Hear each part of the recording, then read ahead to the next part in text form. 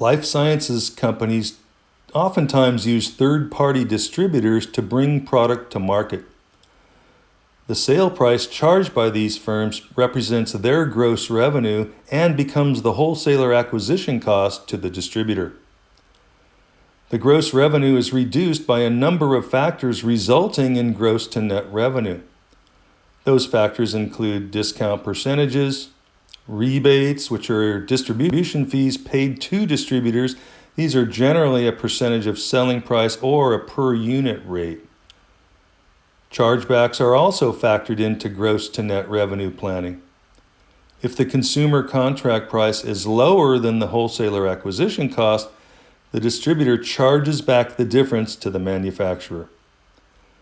Workday Adaptive Planning supports this planning methodology.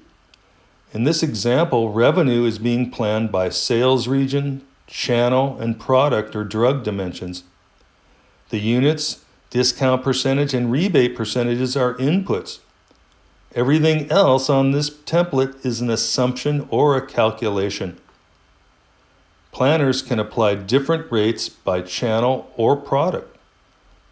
If I want to adjust my rebate percentages for my distributor channel across all products, I just have to swap these two dimensions. Let's just say I think my rebates are going to go up by a little bit in the second half of the year. I simply highlight those values and apply an adjustment. This demonstration showed how life sciences companies are using Workday Adaptive Planning to support gross net revenue planning.